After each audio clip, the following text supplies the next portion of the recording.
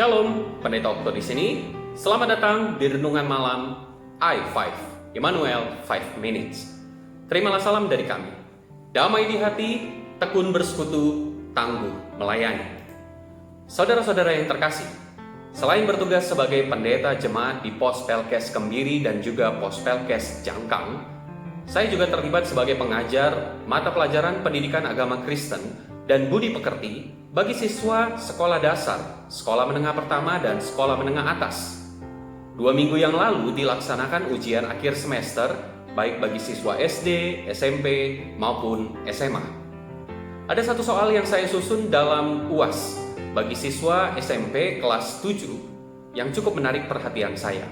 Soal tersebut berupa pilihan berganda. Soalnya begini: sebagai orang percaya kepada Yesus, hidup yang kita jalani adalah titik-titik. Pilihannya: A. Takdir yang Tuhan tentukan. B. Nasib yang harus diterima. C. Gumul dan juang. D. Anugerah Allah. 2 di antara siswa yang mengikuti UAS tersebut memilih pilihan B.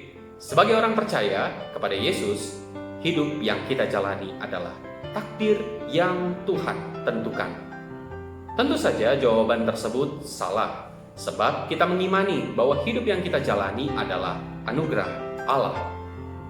Mungkin ada di antara kita yang melupakan bahwa hidup ini adalah anugerah yang Allah berikan, sehingga tidak sedikit orang percaya lupa untuk memberi makna dalam hidupnya, sesuai dengan jalan yang Kristus tawarkan dan ajarkan. Banyak orang berusaha dan berjuang hanya untuk memuaskan atau memenuhi ambisi diri mereka sendiri, sehingga hidupnya berorientasi pada kesenangan dan kenikmatan diri, atau berpusat pada diri sendiri, yang tidak jarang malah menjerumuskan mereka pada pengejaran hidup yang sia-sia. Guna menghindari hal tersebut, maka sebagai orang beriman kita memerlukan hikmat yang dari Allah. Hikmat tersebut bisa kita peroleh dalam relasi yang intim bersama dengan Yesus Kristus. Sebab Dialah jalan kebenaran dan hidup. Yesus juga sumber atau mata air kehidupan. Dalam pengalaman iman pemazmur yang tertulis pada kitab Mazmur 15 ayat yang pertama sampai dengan ayat yang kelima, ia bertanya kepada Tuhan, "Siapakah yang boleh menumpang dalam kemahmu?" Mazmur ini menjawab pertanyaan, kriteria orang seperti apakah yang dapat tinggal bersama dengan Allah.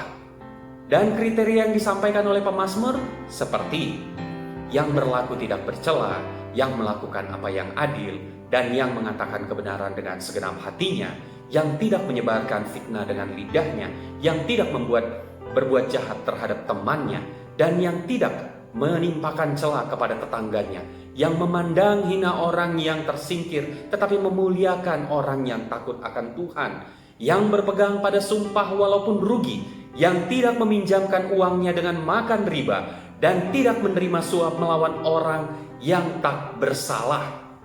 Itu semua adalah kriteria yang pemazmur sampaikan berdasarkan pengalaman imannya bersama dengan Allah.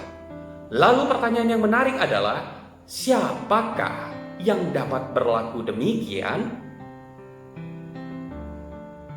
Mungkin ada yang menjawab, ya hanya Tuhan Yesus. Jawaban itu sah-sah saja sih, sekalipun jawaban tersebut bernada pesimis. Para rasul juga pada awalnya mengalami hal yang sama. Mereka pesimis. Namun mereka juga tahu bahwa mereka adalah murid Yesus yang telah diperlengkapi. Bukankah orang beriman juga identik dengan sebutan murid Yesus? Murid Yesus berarti orang yang mau belajar tentang segala ajaran Kristus dan mengabdikan dirinya atau hidupnya untuk mengikut Kristus. Tujuan kita belajar menjadi murid Kristus adalah agar kita dapat menjadi serupa dengan Kristus. Perlu diingat bahwa kata serupa bisa berarti sama, namun kata serupa juga memiliki arti identik atau mirip. Dalam Kisah Para Rasul pasal 11 ayat 26 dituliskan Di Antiokhia lah murid-murid itu pertama kali disebut Kristen. Atau dalam bahasa Yunani disebut Kristonoi, yang berarti Kristus kecil atau Kristus mini. Menjadi Kristus mini adalah suatu pelajaran atau pembelajaran bagi kita untuk dapat terus mengenal Kristus melalui kuasa dan tuntunan Roh Kudus. So, tidak perlu pesimis lagi. Karena hidup yang kita jalani ini adalah anugerah Allah, maka hargailah kehidupan yang kita jalani dengan melakukan yang berkenan kepada Tuhan.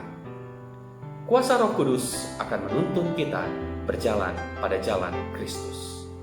Selamat malam, selamat beristirahat, sampai bertemu kembali dalam Renungan i5 selanjutnya. Tuhan Yesus yang memberkati saudara. Amin.